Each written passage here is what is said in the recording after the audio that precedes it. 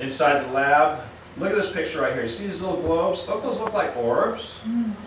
Gee, do you think maybe all that electricity is illuminating orbs, perhaps? You know, kind of like with our digital photography and all. In other words, it's like, you know, when we have all our glows coming out, what is that? That's scalar energy. So what are we doing here? We got scalar energy. Maybe that's what's illuminating these globes. We'll discuss that. There he is sitting there playing, you know, making it look like he's actually sitting there. How many people saw the movie Prestige? Okay, you recognize this scene right here. David Bowie playing Tesla. There's Wolverine. Okay, remember the scene where they had the light bulbs all light up in the middle of nowhere with no electricity? Really happened. There's a photograph right there of the test. There's a light bulb lit up in the middle of nowhere. And they lit these things up 20 miles away from the facility. This was wireless transmission of power. We're going to talk about that because there's actually two kinds of wireless transmission of power. Somebody has a question? No, it might be a good time to do your experiment. Oh, you want to have a good experiment? Okay, all right. I'll tell you what. If you would be so kind as to unplug the transformer for this guy right here. Yeah. Okay, now plug in the other cord that's going to go to that guy right there. Is there anybody here with a pacemaker? No pacemakers? Oh. Yeah, there is some. Anything really? Is it, okay. Anybody seen this happen in school? Nobody's seen this? Now if I move this over, I think we'll get a little light. There we go. Okay, why is this? What's going on? You know what's going on. What's happening? Why is it doing that?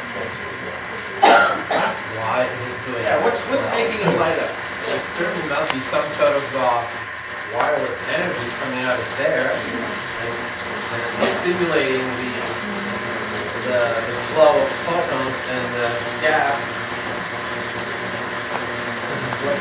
Pumping up the gas. All right, Derek, your turn.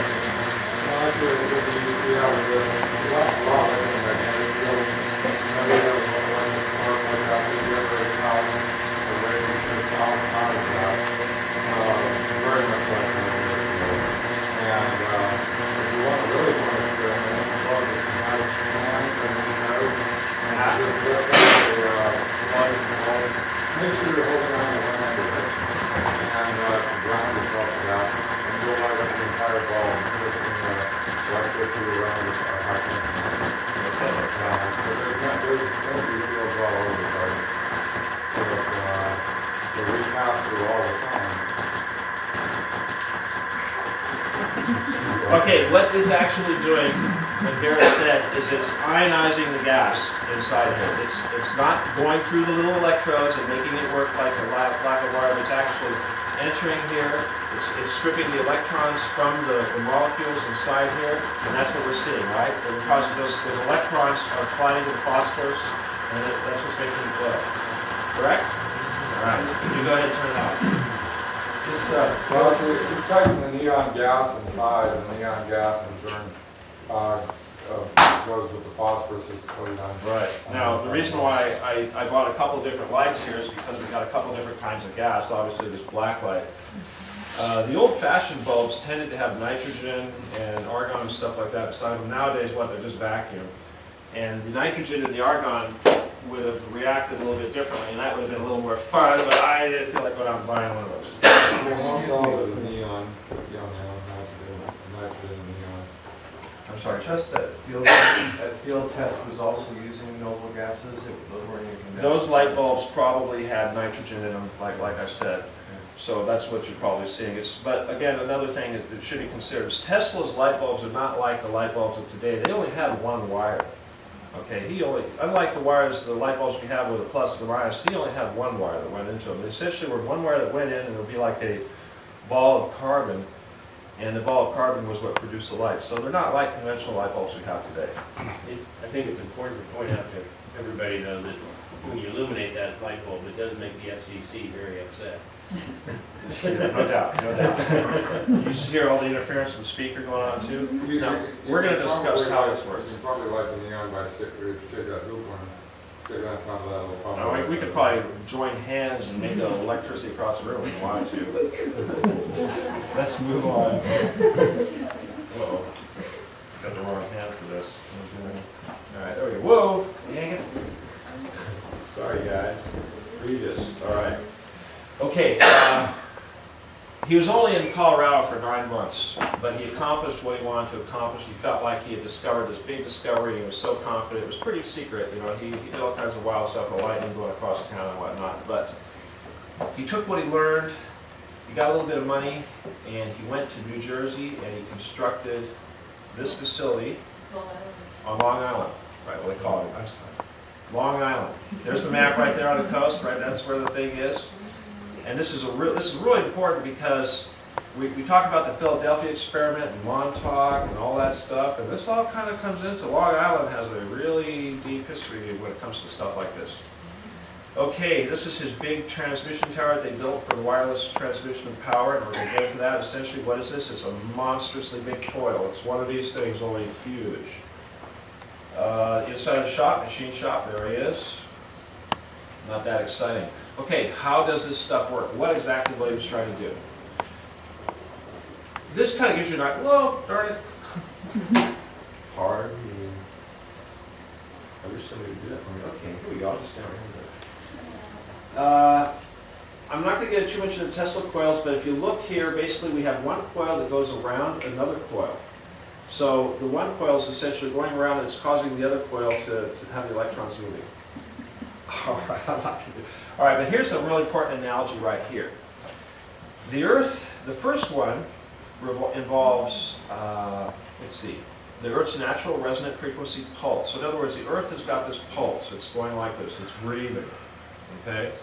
Now, it's just like a car with a shock absorber. And if you have a car with a shock absorber and it's doing this, and you wait till it gets to the top push, and you push it down, what's going to happen? It's going to come up even faster. You keep doing that. Every time it comes up, you push it down, and pretty soon this thing's going to be going really fast. That's how this theory works.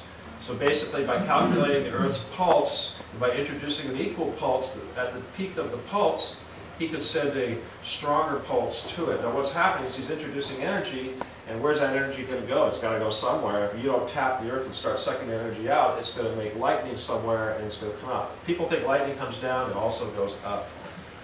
The other thing he wanted to do was send it through the air. So you see here we've got ships, planes, whatever electricity. All you got to do is have an antenna, and that's essentially what this did. This would just send the energy out into the air, into the ether, and we're going to talk about how that worked. But here you've got two really fantastic ways of generating or transmitting energy, and both of them essentially would allow anyone anywhere in the world to get that power for free. It can't work, you know, it's not going to work. On this one here, you essentially stick a thing in the ground, you're getting power from the ground. On this one here, you put an antenna up, you're getting power from the air. One of the things that Tesla talked about, and it really got people excited, was based on this theory. He realized that if you went and, say, like had a nuclear bomb or something, and you used this concept of the pulse, and you detonated that nuclear bomb at an upward pulse, and you did that a couple of times, that resonant frequency would build up to the point where you could actually split the Earth in two. And that scared a lot of people. Okay, what he envisioned, of course, was that he would have these things all over the place. Everything would be running on robots. Warfare would be obsolete because you'd have robot warfare.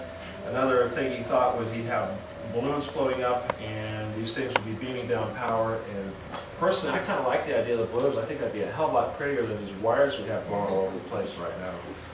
So when you go home tonight, you guys drive around, you see all these stupid wires and transformers and light poles. Remember, that stuff should have been gone 100 years ago. We're stuck with it. It's really infuriating. All right. As soon as his investor, J.P. Morgan, found out that he really wanted to give power to the world for free, he said, oh my God, and he immediately pulled all his money out of it. He had 51% stake. He insisted on having a 51% stake. So remember, if you're going to get into bed with somebody, an investor, don't let them have 51%. Very important. They tore this down.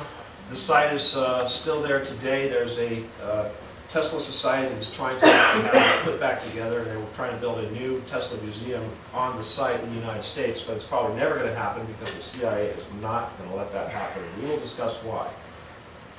Whoops, wrong button.